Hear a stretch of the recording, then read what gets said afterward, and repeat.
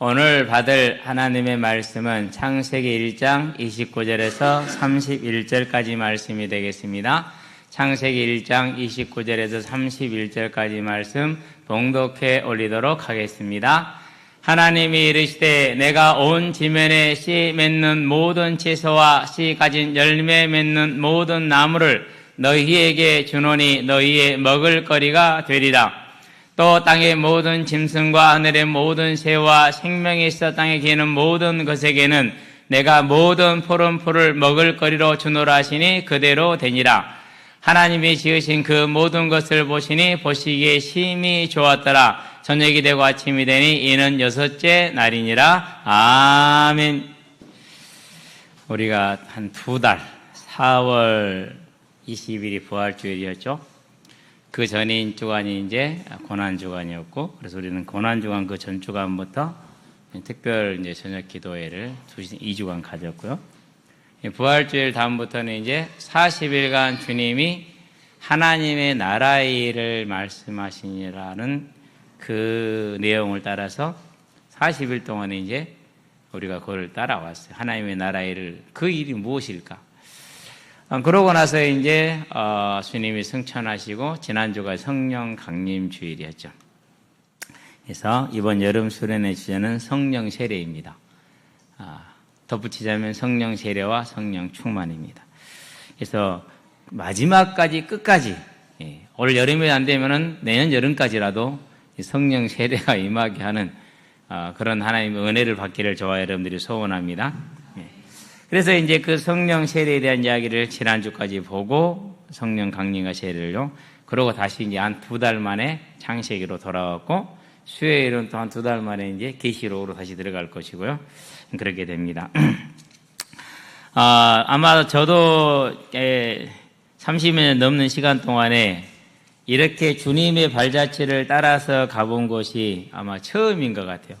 부교육자로 있을 때도 청년으로 있을 때도 또 이렇게 제가 목회를 하면서도 이런 처음인데 상당히 좀 의미가 깊었다라는 생각이 듭니다. 그래서 앞으로 몇 년 동안은 교회의 절기를 좀 중요시하면서 그 절기가 담고 있는 절기를 통해서 주시고자 하는 하나님의 말씀을 따라가는 그런 이제 인도를 받아보고자 합니다.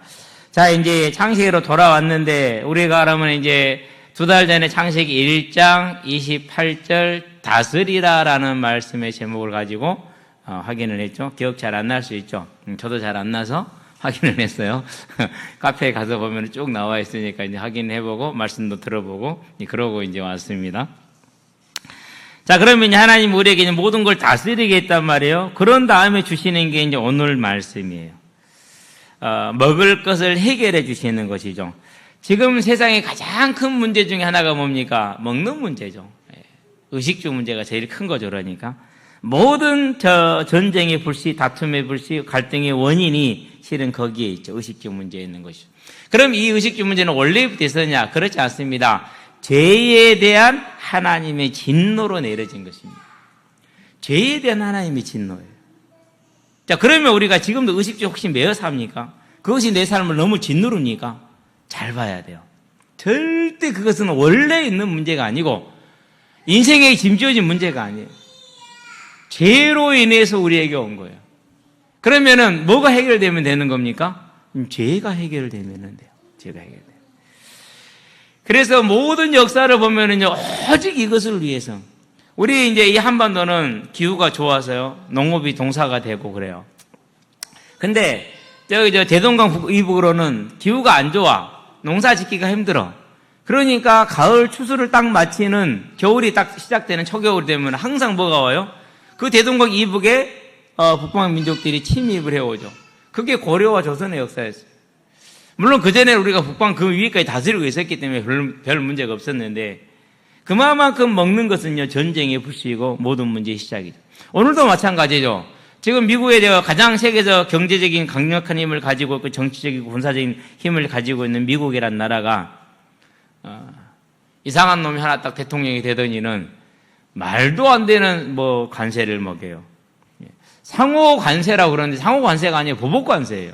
말 제대로 해야 돼요. 언론들 똑바로 보도해야 돼요. 그건 상호 관세가 아니거든요. 상호 관세는 뭐냐면요, 너희 나라에서 만든 것도 25% 붙여, 우리나라에서 만든 거 25% 붙이게. 그래서 뭐가 돼? 사고로 상관이 되는 거. 그게 상호관세요. 근데 안 그래. 밖에서 미국으로 들어온 것만 20에서 50%, 100%, 300% 관세를 붙이겠다는 거예요. 자기들이 수출하는 건 안 붙여. 못 붙이게 해. 그럼 상호관세가 아직 보복관세죠. 그러니까 언론들이 좀 문제가 많아요. 여러 가지로 하여간에. 그럼 보복관세라지 왜 그렇습니까? 결국은 먹고 사는 문제라. 그럼 미국이 가난합니까? 안 가난하잖아요. 그죠? 몰라요. 실질소득은 우리가 높을 수도 있어요. 실질소득은 우리가 높을 수도 있는데.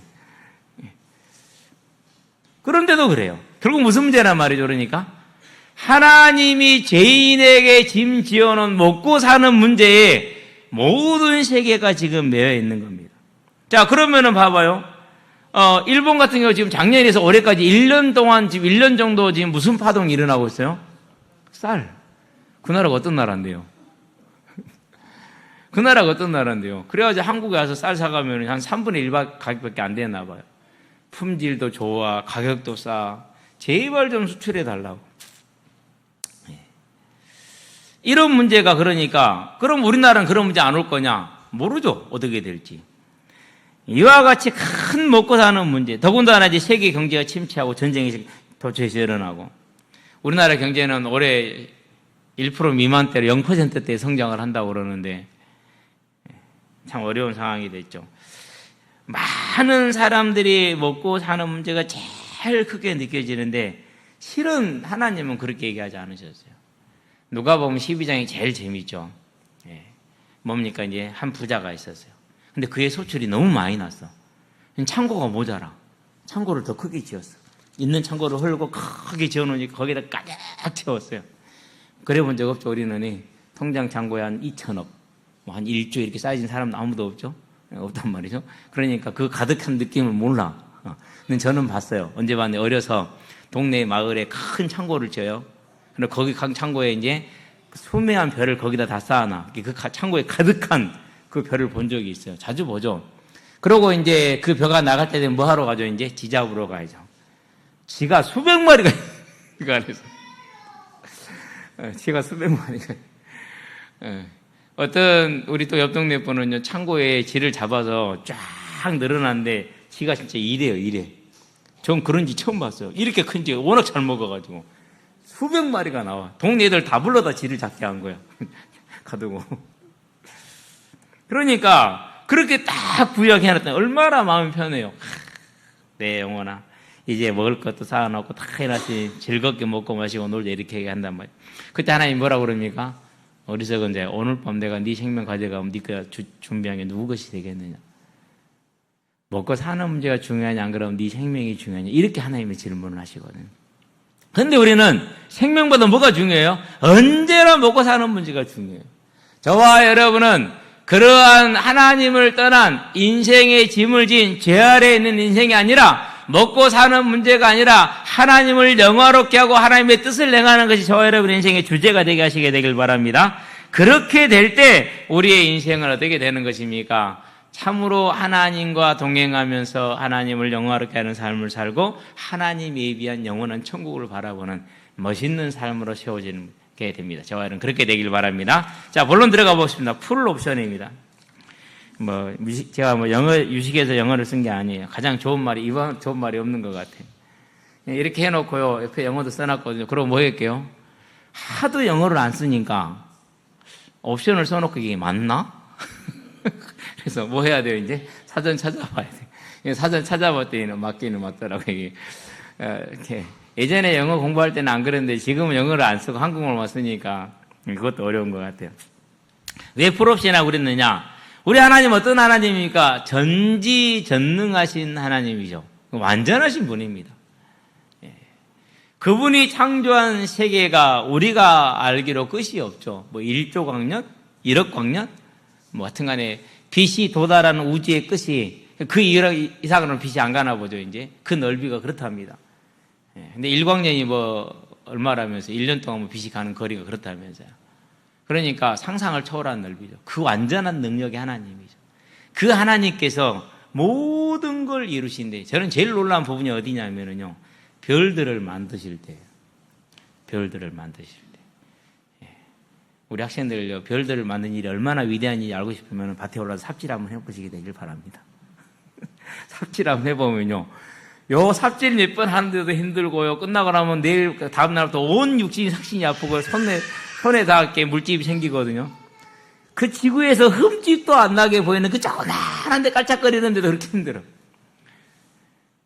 그런데 아니 이 우주에 몇 개인지도 모르는 별들을 한순간에 일순간에 만드셔요. 그 만드는 정도가 아니요, 그거 하나하나를 다 숫자를 알고 계시고 하나하나의 이름을 다 가지고 계셔. 상상이 됩니까? 그 능력이. 그 어마어마한 능력의 하나님께서 세상을 완전하게 만드시되 지구를 가장 아름답게 만드시고 완전하게 만드셔서 보시기에 뭐 있더라, 오늘 보니까 심히 좋았더라, 그렇게 얘기를 합니다. 옆에 사람 쳐다보시기 바랍니다. 보기에 심히 좋습니까? 안 그러면 개슴치레 합니까? 저는 항상 이걸 기준으로 해서요, 내가 잘생겼다 멋있다 그러거든요. 사람들은 전부 다 비웃더라고요. 비웃는 사람 전부 다 하나님을 안 믿는 사람들이나 잘 모르는 사람들이요. 맞죠? 저는 진짜 그랬어요. 아, 난 멋있어. 왜? 하나님이 보시기에 힘이 좋은 존재 해보겠습니까? 저와 여러분 그런 자부심을 가지고 있게 되길 바랍니다. 창세기 17장 1절에 보니까 하나님 뭐라고 말할까? 나는 전능한 하나님이라 이렇게 얘기합니다. 전능하시답니다. 못하는 게 아무것도 없어요. 우리는 못하는 게 너무너무 많아요. 오히려 잘하는 것보다 잘하는 거 손을 셀 수 있지만 못하는 건 셀 수가 없는 것이죠. 아니 머리에 흰머리 나는 거요, 염색하는 거 외에는 껌하게 할 수가 없잖아요. 그렇죠? 하수로 먹는다고 검어집니까? 천천만만의 말씀이에요. 그럴 일이 없죠. 복분자 먹어봐도 요강 뒤집어지지 않더라고요. 그럴 리가 없고요. 안 돼요.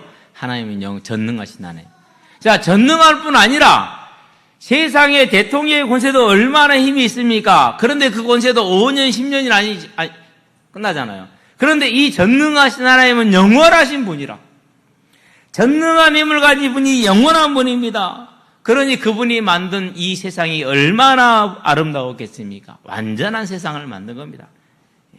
그래서 모든 의식주를 다 해결해 주십니다. 완전한 세상을 만드시고. 여러분들 이런 생각을 해야 돼요. 완전하게 하나님 만드는데 왜 사단이 있고 왜 사람이 타락하니, 이렇게 생각할 수 있어요. 우리 젊은 친구들은 흔히 그럴 수 있어요. 이해돼요. 왜? 제 머릿속에서 옛날에 다 그랬기 때문에.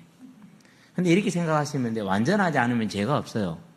자, 기계는 완전해, 안 완전해요? 그건 완전하지 않으면 의식이 없으니까. 의지가 없으니까. 기계가 고장나면 죄예요, 아니에요? 죄 아니잖아요. 만약에 대포를 쐈는데 잘못 쏴. 그래갖고 민가에 떨어지고 사람이 많이 죽었어. 그럼 대포가 처벌받아요? 안 그러면 대포를 쏜 사람이 처벌받아요? 대포는 처벌받을 일이 없어요. 기계는 죄가 없어. 왜? 기계니까. 완전하지 않은, 생명이 없는 존재, 의지가 없는 존재이니까.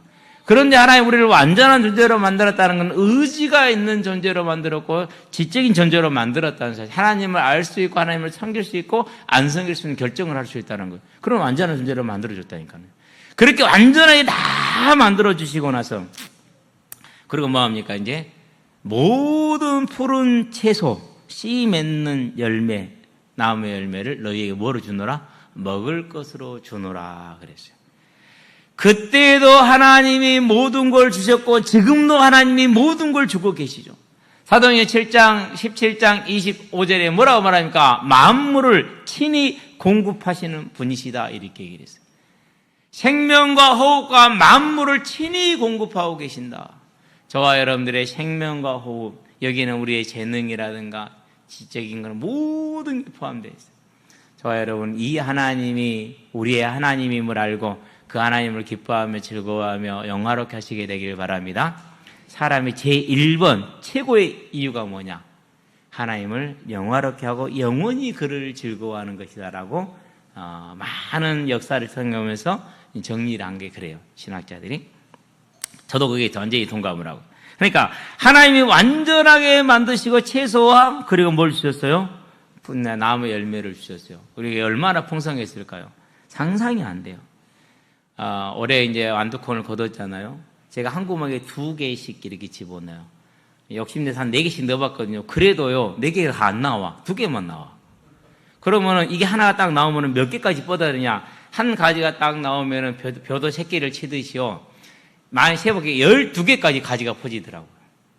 그럼 12개의 가지에 몇 개씩 열립니까? 많이 열리면 7, 8, 10개도 열려요. 그러면은 12개의 가지에 10개 열리면 한 깍지 안에 몇 개가 들어있냐? 최소가 5개, 많으면 7개. 까봐보신 분들은 알아요. 제일 많은 게 7개. 우리 토종 완두콩은. 그러면 하나에서 몇 개가 나온다는 소리요? 하나에서 12가지로 번져갖고, 거기에서 만약에 7개씩 였는데 거기에 6개만 잡으자. 6, 7은 얼마입니까? 42, 그쵸? 그러면 42 곱하기 10. 그러면 420개요. 안두콩 하나를 얼마나 풍성합니까? 타락한 지금도 그래요. 오염된 지금도 그래요. 네. 벼씨요? 우리 학생들은 벼 잘 모르죠? 네. 벼를 심을 때 딱 뜯어서 이렇게 뭐를 심을 때 한 서너 포기를 심어요. 너댓 개가 돼, 너댓 개가. 4개에서 5개 정도 벼가 들어가요. 그럼 그게 나중에 뭐합니까? 이제 계속 새끼를 쳐요. 새끼부터 벼 하나에서 줄기들이 계속 나오는 거예요. 그래가지고 한 포기에서 나오는 벼가 몇 개냐? 안 세봐서 몰라요. 안 세봐서 모르는데 아버님이 딱 하실 때 같이 보면요. 목을 딱 보면서 150개 정도 나오면은 흉작이야. 한 모가지에. 벼가 나락이 150개 달린 흉작. 200개가 넘어가면은 평작. 200, 한 3, 40개 되면은 풍년 그래요. 어느 해에 아버지 세보면 한 150개나 되겠다. 아버지 내가 세워볼까? 한 세워볼까? 진짜 딱 그 수준이야. 그래, 올해는 볼 일 없다더라고요. 벼 하나가, 그렇게 너댓 개면 벼 너댓 개잖아요. 거기에 수천 개가 된다니까요.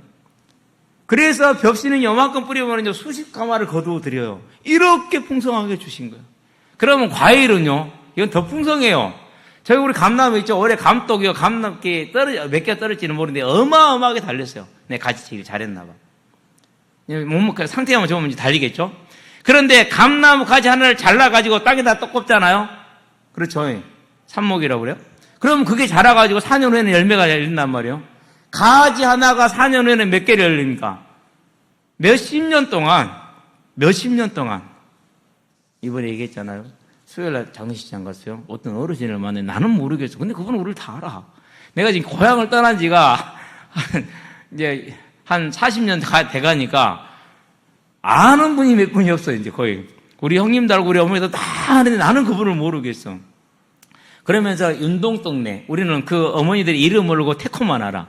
그 집 아들 장남이, 누구더라? 하여튼간에 승 누군가 돼. 근데 그 형이 이제 다시 고향으로 왔다네?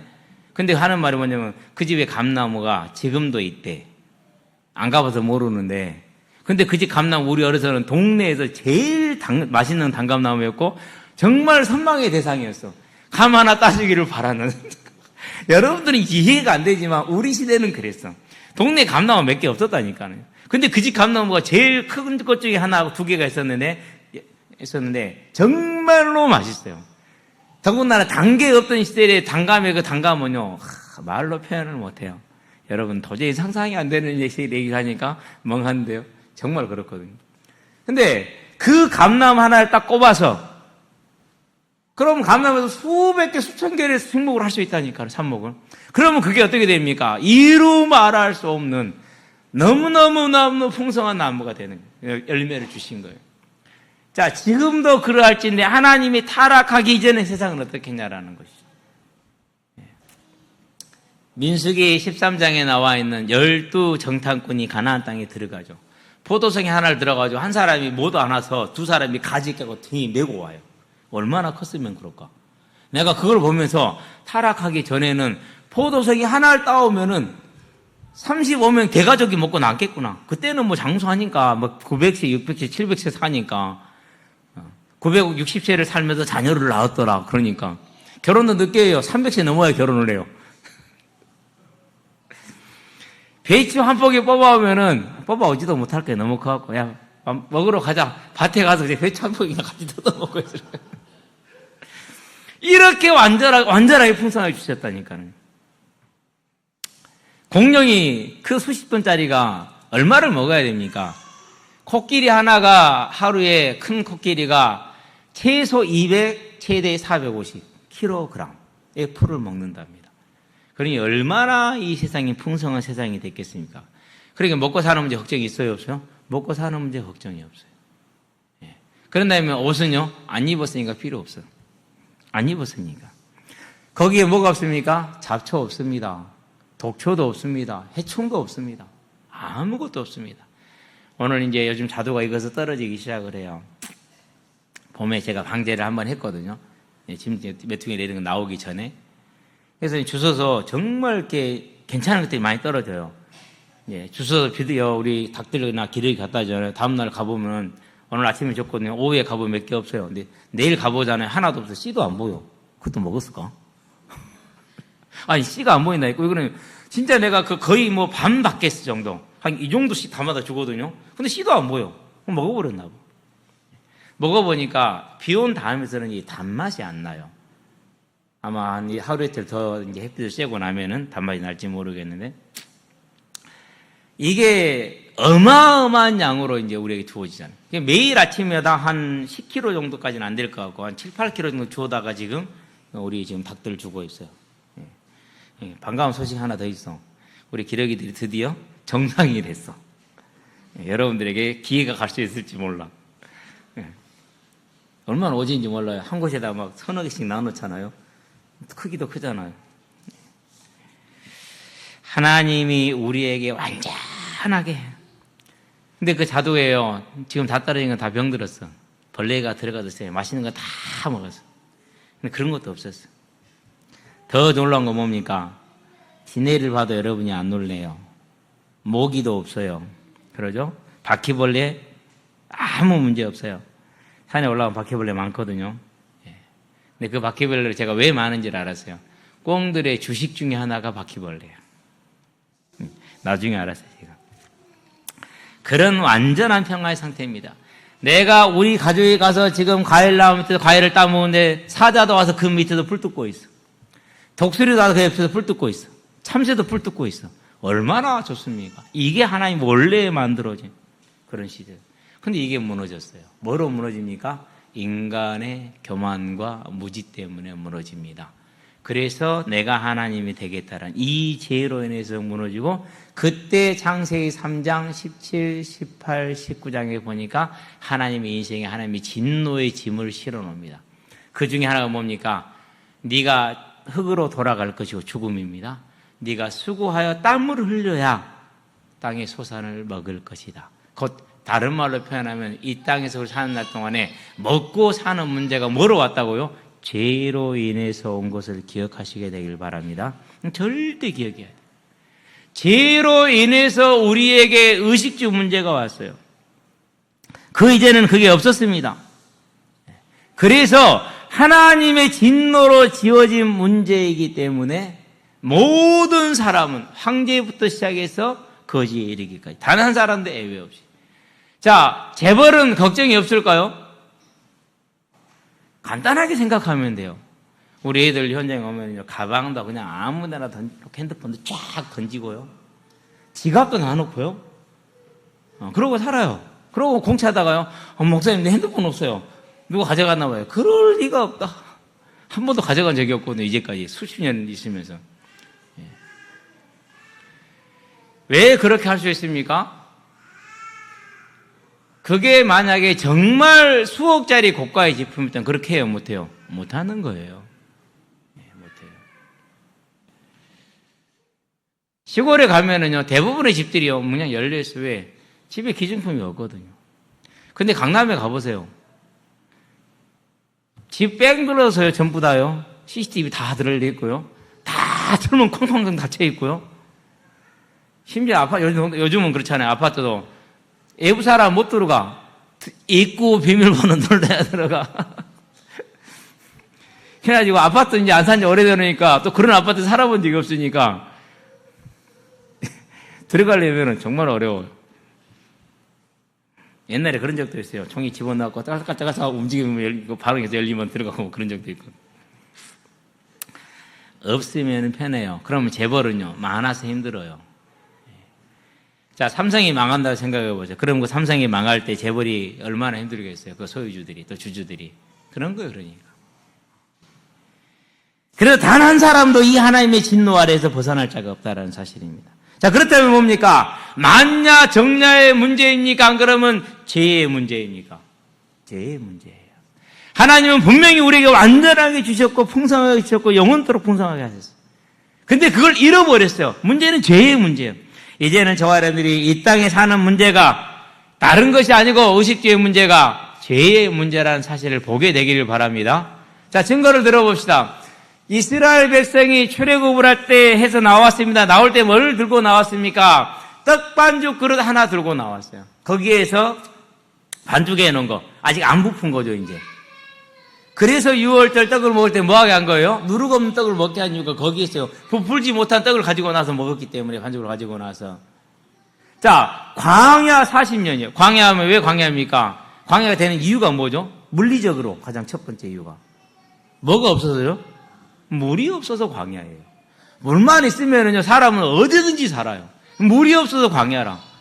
그러면은 먹을 것이 아무것도 없어요. 근데 거기서 40년을 살았어요? 남자만 60만이 넘어요? 그러면 최소 300만이라는 소리입니다. 그 300만 명 중에서 40년 동안 단 한 명도, 단 한 끼도 굶지 않았다는 사실이에요. 무슨 문제입니까? 죄 아래에 있을 때, 애굽에 종되었을 때는 그렇게 노예로 살면서 힘들게 살면서 어렵게 살았지만은, 하나님의 자녀로 택함을 받고 제사함을 받았었을 때는 광야에 있어도 먹는 문제, 입는 문제 해결이 안 됐다는 거예요. 그래서 모세한테 말합니다. 모세를 통해 백성들한테 말합니다. 너희가 40년 광야에 있을 때 신발이 달아지더냐? 안 달아졌어요. 옷이 헤어지더냐? 안 헤어졌어요. 너희가 굶었냐? 안 굶었어요. 아니 40년 광야인데 옷이 헤어지자고 신발이 달아지지 않아요. 우리 신발요? 안 그러잖아요. 그렇죠? 그럼 무슨 문제입니까? 그러니까 결국 이 땅의 모든 문제, 특별히 우리 삶의 가장 직접적인 의식주의 문제는 양의 문제가 아니고 소속의 문제다. 하나님께 소속됐느냐, 하나님을 떠나 있느냐, 이 문제다. 다른 문제가 아닙니다. 우리는 이걸 보게 되길 바랍니다. 40년 광야에 300만 명 정도 되는 사람들이 40년 동안 단 한 명도, 단 한 끼도 굶질 않았어. 물론 아파서 굶은 사람은 있을 수 있어요. 그러나 그 외에는 없었어요. 이건 뭘 말하는 겁니까? 지금 우리에게도 동일한 얘기입니다. 저와 여러분들이 이제는 이 인생에 먹고 사는 문제가 다른 문제가 아니라 죄의 문제라는 것, 이것을 꼭 기억하시게 되길 바랍니다. 그래서 우리는 뭐 하면 됩니까? 이제 하나님을 바라보는 믿음에 세워지게 되기를 바랍니다. 하나님을 바라보는. 세상은 알지 못합니다. 할 수 없습니다. 그러나 하나님은 하시는 분입니다. 그럼 우리가 하나님께만 돌아가면 되잖아요. 하나님께 돌아가시게 되길 바랍니다. 이제 그분을 의지하게 되길 바랍니다. 그래서 주님이 말씀하시잖아요. 수고하고 무거운 짐진 자들아 다 내게로 오라. 내가 너희를 쉬게 하리라. 저와 여러분들에게 뭘로? 이전에 그 먹고 사는 의식주 문제에서 쉼을 주시는 겁니다. 그 쉼을 저와 여러분 뺏기지 말고 놓치지 마시게 되길 바랍니다. 그러면서요, 하나님 뭘 말합니까? 너희를 위해서 천국을 준비했다 그럽니다. 오늘 이 천국을 누리고 예비된 천국에 영원한 소망을 가지시게 되길 바랍니다. 결론입니다. 꿈쟁이입니다. 자, 오늘 본문에 보니까 내가 너희에게 주노니 그랬습니다. 하나님이 주십니다. 하나님이 거두어 가십니다. 이제 저와 여러분 모든 염려와 근심과 탐욕에서 마음을 다 내려놓으시게 되길 바랍니다. 하나님이 공급했어요. 그 사실을 우리가 어디서 볼 수 있습니까? 이스라엘 백성들 광야에서 40년 그렇게 하고 가나안 정착시키면서 7년 49년 안식년을 줍니다. 예. 그러면 49년에는 어떻게 됩니까? 50년 되는 그 49년에는 모든 빚진 자들의 빚을 다 탕감해주고 잃어버린 논밭을 전부 다 되돌려줘야 돼요. 근데 단 한 번도 그게 된 적이 없어요. 다윗이 다스릴 때도 그게 안 됐어요. 그러니까 그 말씀은 어떻게 보면 율법으로 주어진 말씀인데 단 한 번도 지켜진 적이 없어요. 근데 지켜진 때가 와요. 언제죠? 그게 초대교회 때예요. 예수님이 십자가 사역을 이루시고 부활하시고 승천하셔서 성령을 보내셨을 때 그게 이루어졌어요. 그게 사도행전 4장에 나오잖아요. 뭘 팔았다고 그럽니까? 자기 소유를 다 팔았다고 그랬어요. 그래서 저는 궁금했어요. 근데 그거 다 팔아면 어떻게 살았지, 그 사람은? 그럼 다른 사람 파는 거는 먹고 사나? 이 생각했거든요. 이런 걸 뭐라고 그래요? 참 단순한 생각이다. 이렇게 얘기를 해요. 하나님께서 그에게 하나를 드렸는데 진심으로 전심으로 기쁨으로 드렸기 때문에 몇 개를 주실까요? 100개를 얘기를 했어요. 그럼 몇 개를 받는 거예요. 그럼 그 사람은 또 100개를 드려요. 그럼 그는 몇 개를 받죠, 이제? 10,000개를 받는 거예요. 그럼 10,000개를 또 드렸어요. 그럼 몇 개를 받는 거예요? 그럼 1억 개를 받는 거예요. 10,000,000개를 받는 거예요. 이게 하나님의 계산법이에요.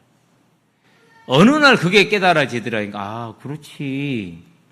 그 사람이 모든 걸 드렸지만 하나님은 그에게 더 큰 걸 주셨기 때문에 초대교회가 뭐가 없습니까? 가난한 자가 없고 공핍한 자가 없었더라라고 사도행전 4장에 분명히 못을 딱 받고 있어요.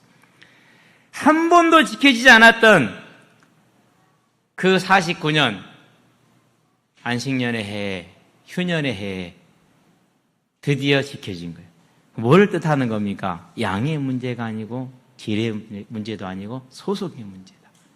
저와 여러분은 이 죄의 문제를 사함받고 하나님께 나가서 하나님이 우리에게 공급하시는 그 풍성함을 누리시게 되길 바랍니다. 우리는 그 증인들이잖아요. 60년대 중반까지만 해도 북한이 우리보다 훨씬 잘 살았어요. 그렇기 때문에 그들은 남한을 우습게 본 거죠. 자, 그런데 지금은 어떻게 됐습니까? 세계 제1의 거지 국가가 북한 아닙니까? 왜 저렇게 핵에 매달립니까? 핵 아니면 생존할 방법이 없어요. 저 정권이 핵 아니면은 버틸 재간이 없어요. 그리고 오직 저렇게 핵에다 목을 거는 겁니다, 지금. 그러나 그때 우리는 정말로 가난했다니까요. 제가 67년생이잖아요. 여러분 67년이면 몇 년 전입니까? 59년 전이요. 간단하게 얘기해주면.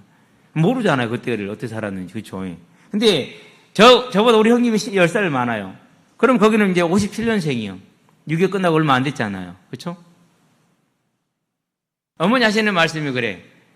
그냥 딸랑 이렇게 집 하나 이렇게 해주고 나와서 아무것도 없으니까 아버지 군대 7년 가고서 결혼하고 본인 거 3년 6개월, 형님 거 3년 6개월, 7년 그래서 7년 한 거예요. 7년. 옛날에 그게 됐어요. 그때 시절에는 그 7년을 군생활을 하고 이제 와서 그러고 이제 나온 게 우리 형님이란 말이에요. 그러니 논밭이 있는데 아무것도 없잖아요. 그러니까 아버지는 나무집 살이를 내, 머슴살이 하는 거예요. 그 집에서 1년 동안 일해주고 세경을 받아. 그러니까 어머니 혼자 생계를 꾸려야 되잖아요. 7년 동안 혼자 생계를 꾸렸고. 그러니 뭐 논밭이 있냐고요? 없죠. 그러니까 밭이 없으니까 뭐가 없어요? 감자, 고구마가 없어. 그러니까 우리 형님이 친구들 뒤를 쫄쫄쫄 따라다니다가 친구들이 먹다 보니 꼬다리 있으니 그거 주워 먹고 그랬다고요.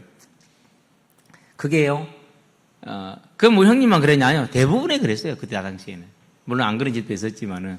그러면서 이제 일해서 논 하나 사고 밭 하나 사고 논 하나 사고 그렇게 산 것이지 이제. 그랬던 이 나라가 지금은요. 어떻게 됐습니까? 그죠? 예. 아마 우리 50년 전으로 돌아오면 여러분 전부 다 재벌이요. 잘 사는 집안.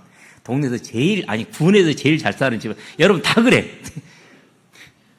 여러분들 다 모든 가정이 다 군에서 아니 뭐 도에서 제일 잘 사는 집안들이요. 아니 그거 비교도 안 돼. 그때 당시에 한 집안에 차 있는 집안이 어디 있어요? 없어. 우리는 세대씩 있어 보통. 얼마나 잘 사냐고요. 무슨 결과예요? 소속의 문제라니까는요.